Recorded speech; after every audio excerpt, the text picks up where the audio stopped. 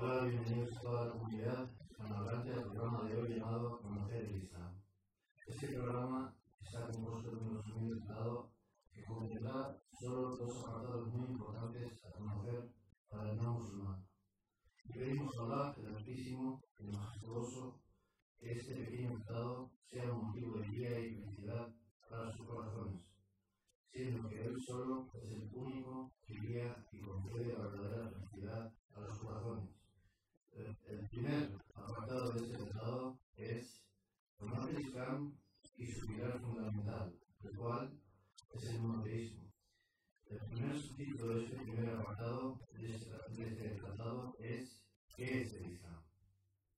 Islam es un término árabe que significa someterse uno mismo a Dios Todopoderoso para adorarlo a Él solo, ceder en obediencia a Él y apartarse y para liberarse uno mismo de la idolatría y el politeísmo. A diferencia de los nombres utilizados por las otras religiones, el término Islam no es una atención a cualquier ser humano, tiempo o ubicación. Por ejemplo, el budismo fue nombrado después del fundador Gautama Buda. El judaísmo refiere a uno de los hijos del patriarca bíblico Jacob, de otra manera llamado Israel. El cristianismo es una referencia a Jesucristo. El término Islam, por otra parte, es una conexión a la sumisión y a la adoración del único y verdadero Señor y Creador del universo. Solo mediante la sumisión de la propia voluntad a Dios Todopoderoso puede uno obtener la tranquilidad tanto en esta vida como en la otra. El Islam enseña que los profetas adscritos al judaísmo y el cristianismo eran seguidores del Islam, que es someterse de todo corazón a la voluntad de Dios Todopoderoso y de adorarle solo a Él, sin suplicar a nadie aparte de Él. Por esta razón, el Islam no es una nueva religión, sino que es la misma verdad definitiva y divinamente revelada que Dios reveló a todos los profetas, incluyendo Noé, Ibrahim, Abraham, Musa, Moisés, Isa, Jesús y por último Mohammed, que la paz y las bendiciones de Dios sean con todos ellos. El segundo subtítulo de este primer apartado es el siguiente: ¿quiénes son los musulmanes? La palabra árabe musulmán, se refiere a la persona que ha entrado en el Islam y se ha sometido a Dios Todopoderoso, rendido en obediencia a Él, abandonando todas las formas de politeísmo e idolatría. El mensaje del Islam es para todo el mundo, y cualquiera que acepta este mensaje tanto interna y externamente se convierte en musulmán. Algunas personas creen erróneamente que el Islam es una religión solo para los árabes, pero eso no es cierto. En realidad, más del 80% de los musulmanes del mundo no son árabes. A pesar de que la mayoría de los árabes son musulmanes, hay árabes que son cristianos, judíos y ateos. Si uno echa un vistazo a las diferentes personas que viven en el mundo musulmán, desde Nigeria hasta Bosnia y desde Marruecos hasta Indonesia, es bastante fácil ver que los musulmanes son de todas las diferentes razas, grupos étnicos y nacionalidades. Desde el principio, el Islam tiene un mensaje universal para toda la gente. Esto se puede ver en el hecho de que algunos de los discípulos del profeta Mohammed no eran árabes, sino también habían persas, africanos y romanos bizantinos. Ser musulmán implica la aceptación completa y una activa obediencia a la voluntad revelada de Dios Todopoderoso. Un musulmán es una persona que voluntariamente basa sus creencias, valores y fe en la revelación de Dios Todopoderoso. En el pasado, la palabra mahometanos se utilizaba a menudo como una etiqueta para los musulmanes. Esta etiqueta es un nombre equivocado y es el resultado ya sea de una distorsión deliberada o de ignorancia. Una de las causas de este malentendido es que a los europeos les enseñó durante siglos que los musulmanes adoraban al profeta Muhammad, a veces llamado Mahoma en español, que paz sea con él. De la misma manera que los cristianos adoran a Jesús. Eso no es cierto, en absoluto, ya que a un musulmán no se le permite adorar a nada ni a nadie, además que a Dios solo y único. El que adora a Muhammad o a cualquier profeta no se considera que sea un musulmán ni tampoco, por lo tanto, un monoteísta. El tercer subtítulo de este primer apartado es el siguiente: ¿quién es Allah? A menudo uno va a escuchar el término árabe Allah, que se utiliza con respecto al Islam. La palabra Allah es simplemente la palabra árabe para Dios Todopoderoso, el único, el digno de toda la adoración, sin asociados. De hecho, el nombre árabe para el Creador único, digno de adoración, es muy similar a la palabra de Dios en otras lenguas semíticas. Por ejemplo, la palabra hebrea para Dios es Elah. Por varias razones, algunos no musulmanes creen erróneamente que los musulmanes adoran a un Dios diferente al Dios que los profetas como Moisés y Jesús adoraron. Este ciertamente no es el caso, ya que el monoteísmo puro del Islam llama a toda la gente a la adoración del Dios de Noé, de Abraham, de Moisés, de Juan y de Jesús, y todos los demás profetas. Los musulmanes creen que los judíos y los cristianos se desviaron del camino de los profetas, que enseñaron los profetas, y en su adoración asociaron y asocian a otros junto con Allah.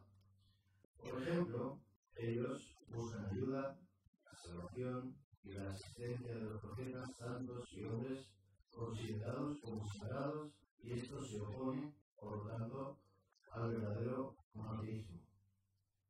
O también es posible que describan a estos seres creados por los atributos del Creador, como por ejemplo, tener la capacidad de verlo todo y oírlo todo.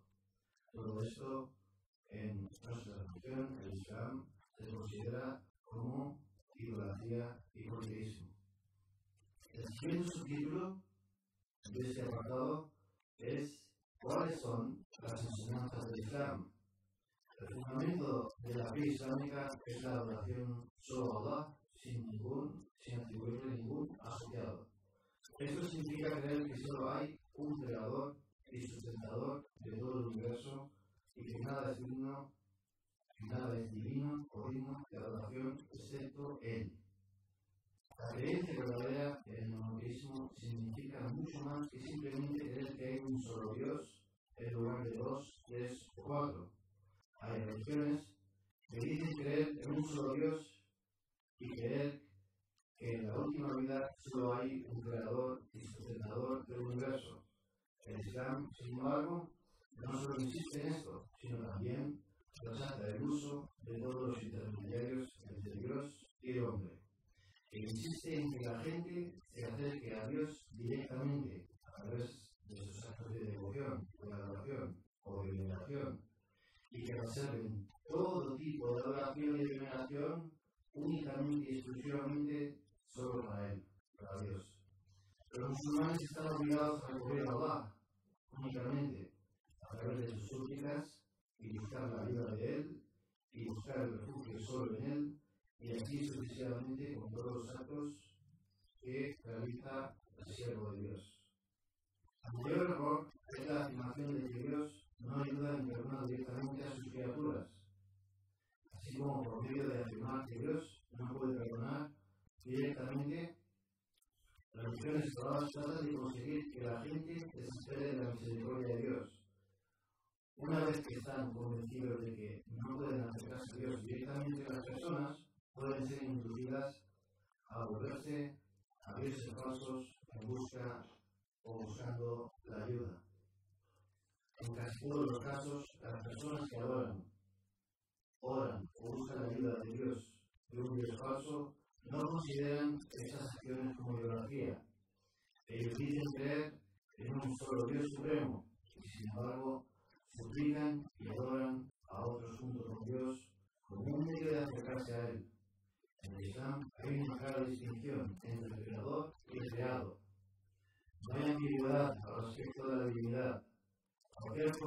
creada no es digna de ningún tipo de adoración, ni súplica, ni ningún otro tipo de adoración o veneración. Y solo Él, el Creador, es digno de ser adorado o venerado. Algunas religiones creen erróneamente que Dios se ha convertido en parte de su creación y por lo tanto es uno con su creación, y esto ha llevado a la gente a creer que pueden adorar a algo creado con el fin de alcanzar a su creador. Estas religiones afirman que Dios existe dentro de los ídolos, seres humanos, y en ocasiones hasta en animales. Sin embargo, Dios es el Altísimo, distinto y separado de su creación, y no está mezclado con su creación. Los musulmanes creen que Dios es único y que Él no puede ser abarcado. Él no tiene ningún hijo, socios o compañeros. Y según la creencia musulmana, Dios Todopoderoso no engendra ni ha sido engendrado, no tiene hijos ni padres, ni literal, alegórica, ni metafórica, física o metafísicamente. Él es absolutamente único, siempre vivo y eterno. Él controla todo y es perfectamente capaz de otorgar su infinita misericordia y el perdón a quien Él desea o elige. Eso es porque Él es llamado el todo, es el porqué Él es llamado el Todopoderoso y el más misericordioso.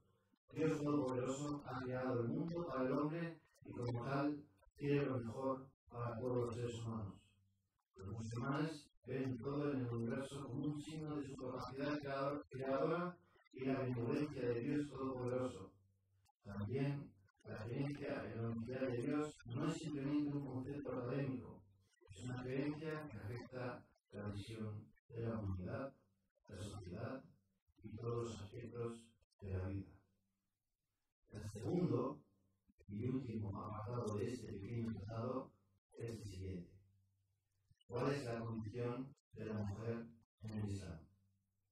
Mejorando la vida cotidiana y la situación de todos los miembros de la comunidad, prohibiendo la injusticia y la opresión, ordenando la equidad y el respeto hacia el prójimo, el Islam dio a la mujer un lugar sin equivalente en ninguna otra comunidad. Él reconoció a la mujer con capacidades y derechos incondicionales en toda la gestión de orden civil, económica y personal. La mujer goza así de la capacidad y del derecho a heredar, de entregar, de llevar, de contraer una deuda, de adquirir, de hacer un contrato, de emprender con justicia, de administrar sus bienes. Ella también tiene el derecho de elegir libremente a su marido. Debe volver a casarse después de haber estado divorciada o de haber quedado viuda. Es difícil para ella casarse después de haberse quedado viuda o haberse divorciado de su marido. Este último derecho fue reconocido a la mujer occidental muy tardíamente. Entre sus derechos sobre el hombre podemos citar, por ejemplo, el pago de su dote durante su matrimonio. El hombre debe de encargarse y satisfacer todas sus necesidades, aunque la mujer pudiera ser la más rica de la población y cohabitar adecuadamente con ella. Como has mencionado en el versículo siguiente, vivid con ellas de buena manera y amabilidad. Y el mensajero de Allah dijo, el mejor de vosotros es el que mejor se comporta con las mujeres. Este hadith, esta narración fue narrada por el imam al-Hakim y identificado por el imam al-Albani. La mujer no está obligada a trabajar, es el hombre quien se hace cargo de sus necesidades. Si el hombre llegase a satisfacer sus necesidades, entonces eso es considerado como un grave pecado. Por otra parte, si la mujer trabaja y posee un sueldo, su dinero le pertenecerá exclusivamente a ella. Es decir, en el caso de ser matrimonio, el hombre no tendrá ningún derecho a usar el dinero de su esposa o a apropiarse de él, excepto con el permiso de su esposa. Con el Islam, la mujer encontró su dignidad, su honor y su humanidad. Ella realmente tiene un rol concreto e indispensable para el mantenimiento de la sociedad. La mujer en el Islam es luz, pudor, buen comportamiento, castidad, pureza y belleza. Ella en su casa, con su marido y sus hijos, es servida, honrada, querida, respetada, protegida y amada. Ella fue creada a partir de la costilla del hombre, haciéndoles así inseparables, ayudándose y dependiendo el uno del otro. Dice Allah en el Corán: ellas son una vestimenta para vosotros y vosotros sois una vestimenta para ellas. Y dijo el profeta Mohammed, que la paz y la bendición de Allah sean con él: las mujeres son las hermanas de los hombres. Narrado por el imam Tirmidhi y identificado por el imam Al-Albani. Todo lo mencionado aumenta el sentimiento de unidad que les une con un vínculo de interdependencia inalterable. Él debe pues cuidar de ella como de su propia persona, puesto que ella es una parte de él.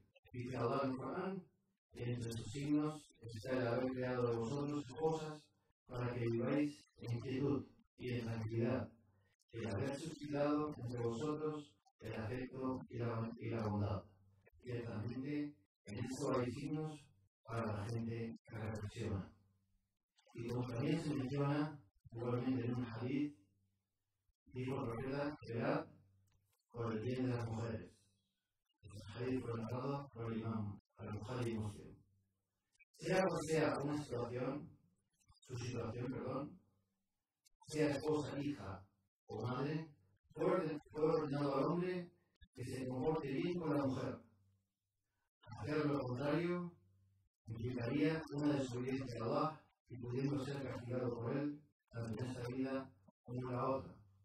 El profeta Mohammed, que la paz y la bendición de Allah sean con él, en efecto dijo: el creyente que tiene la fe más perfecta es el que tiene el mejor comportamiento, y los mejores de vosotros son los que mejor se comportan con sus mujeres. Narrado por el Hakim y certificado por el imam Al-Albani. El hombre casado debe querer a su esposa, hablarle bien, ser paciente con sus defectos y enseñarle su religión correctamente.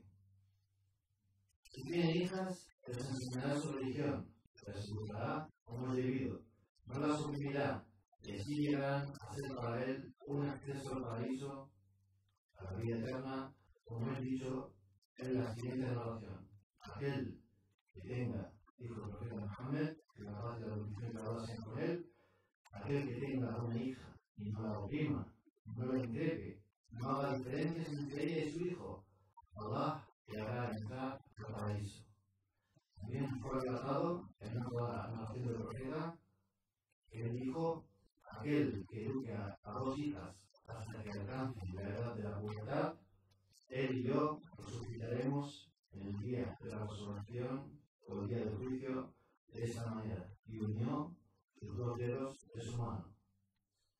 O sea, es decir, unió sus dos dedos, queriendo decir el significado de que aquel que educa a sus dos hijas hasta que alcance la edad de la pubertad, entonces estará junto con él en el paraíso, es decir, en el mejor de los niveles del paraíso. La mujer es un pilar de la sociedad cuyo buen funcionamiento depende de ella. Si ella se desvía, será toda la humanidad que se desviará. En el Islam, desde las primeras décadas de la era de la Égira, la mujer pudo ser capaz de imponer su participación amplia y eficaz al lado del hombre en la vida cultural y social de la comunidad musulmana. Aisha, la esposa del profeta e hija del primer califa, tenía una profunda erudición. Era sabia, que en menos de 20 años hizo de ella una de las más brillantes figuras de la época. Los grandes compañeros del profeta acudían a consultarla sobre las cuestiones jurídicas, históricas, literarias e incluso medicinales. También también la mujer forma parte de quienes más nociones de profetas se trataron tanto de los actos y dichos, tanto de los actos como de los dichos del profeta. La paz y la bendición que Allah sean con él. El profeta animaba al aprendizaje a las mujeres, diciendo: buscar el conocimiento es una obligación para todo musulmán. Esta narración fue hablada y autentificada también por el imam Ibn Majah y autentificada por el imam Al-Albani.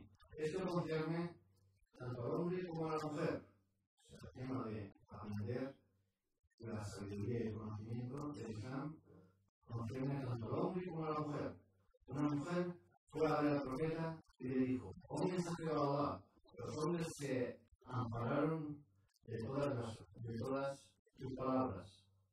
Consárganos pues un momento, o concédenos un momento, para que podamos encontrarnos contigo y nos enseñes lo que Allah te enseñó. Entonces el profeta dijo: reunimos tal y tal día. Entonces, al cual ellas hicieron enseguida durante esos días. Y el profeta les enseñaba lo que Allah les enseñaba. Este hadith fue narrado por el imam Muslim. Y con esto nos despedimos. Pedimos a Allah que haya sido este tratado un gran beneficio para ustedes. وصلى الله على نبينا محمد وعلى آله وأصحابه أجمعين. إذاعة صوت الإسلام من الدوحة، صوت القرآن وهدي خير الأنام.